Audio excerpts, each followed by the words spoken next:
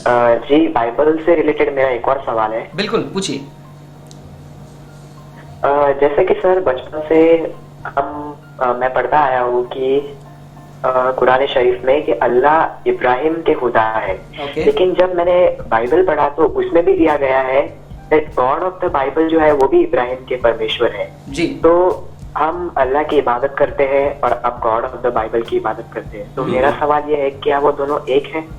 Okay, सो भाई का सवाल है कि जब वो बचपन से पढ़ते आ रहे हैं वो ये देखते हैं कि इब्राहिम का खुदा अल्लाह है, और बाइबल पे जब हम पढ़ते हैं अब्राहम का खुदा जो है बाइबल का खुदा है, तो क्या ये अल्लाह और बाइबल का खुदा दोनों एक हैं प्रोफेसर? हाँ, ये आपने बहुत अच्छा सवाल पूछा है मोहम्मद।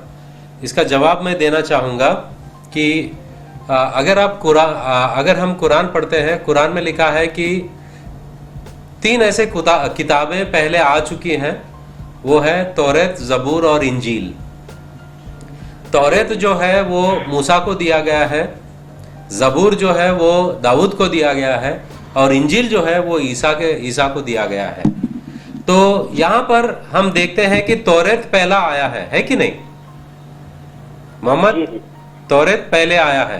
जी जी। हाँ, अगर तौरेत पहले आया, तौरेत 5 किताबों का मिलन है। तौरेत वो बाइबल के 5 पहले किताब हैं, जहां पर जेनेसिस, ड्यूटरोनॉमी, लेविटिकस, एक्सोडस, इन सब नंबर्स, ये जो 5 किताबें हैं उन कुल मिला के हम उसको तोरा कहते हैं।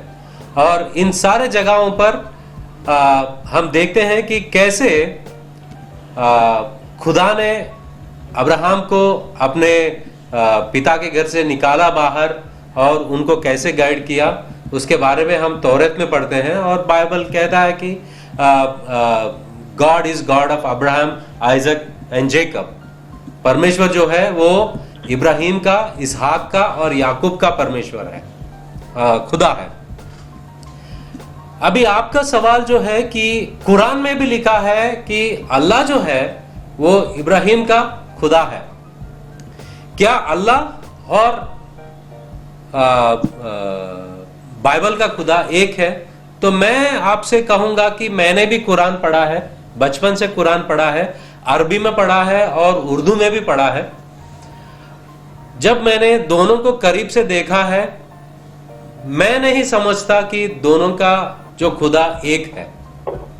बाइबल का और कुरान का जो खुदा है वो एक नहीं है।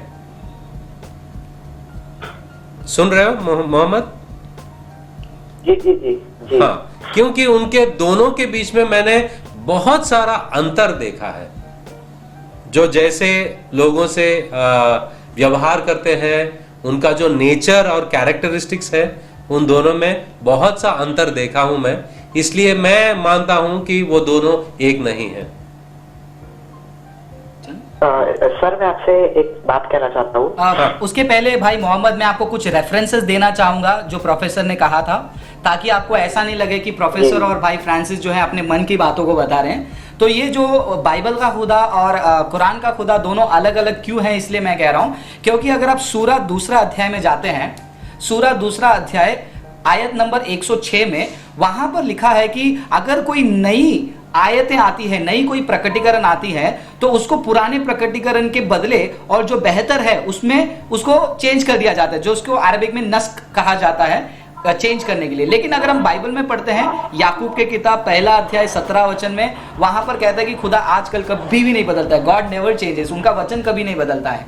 दूसरा, अगर आप सूरा 32वां अध्याय 13वां वचन में जाते हैं, वहां पर जो है अल्लाह का जो प्रेम है वो कुछ ही सेलेक्टेड लोगों के ऊपर है। जैसे कि वो कहते हैं कि जो मैंने जिनको मुसलमान बनाया है, अगर आप हदीस पढ़ेंगे वहां पर अल्लाह कहते हैं कि कुछ लोगों को अल्लाह ने, कुछ जिन्नों को और कुछ मनुष्यों को नर्क के लिए ही बनाया है। लेकिन बाइबल का खुदा यूहन्ना की किताब 3 अध्याय 16वां वचन में कहते हैं कि पूरी दुनिया उद्धार पाने के लिए यीशु मसीह इस दुनिया में आया और पिता ने इतना प्रेम किया। और उसके अलावा अगर आप सूरा 8वां अध्याय 30वें वचन में जाएंगे, वो आप खुद पढ़ के देखिए, मैं यहाँ पर कहना नहीं चाहूंगा, सूरा 8वां अध्याय 30वां वचन। लेकिन अगर आप तीतुस के किताब 1 अध्याय 2 वचन बाइबल में पढ़ते हैं, वहां पर खुदा कभी झूठ नहीं बोलता है। और सबसे बड़ा डिफरेंस क्या है मोहम्मद भाई? सबसे बड़ा डिफरेंस ये है, सूरा माइदा, सूरा 5वां अध्याय 73 आयत में लिखा है कि वो लोग कुफ्र कर रहे हैं जो कहते हैं कि खुदा 3 है और तीन का एक भाग है। लेकिन बाइबल का खुदा जो है वो त्रिएक है, पिता पुत्र पवित्र आत्मा। वही चीज हम मत्ती 28वां अध्याय 19 में पढ़ते हैं। लेकिन अगर हम कुरान में चलते हैं 5वां अध्याय 116 में, वहां पर ट्रिनिटी अलग दिया हुआ है, अल्लाह, मरियम और यीशु मसीह। तो ऐसे काफी सारे डिफरेंसेस हम आपको बता सकते हैं मोहम्मद भाई।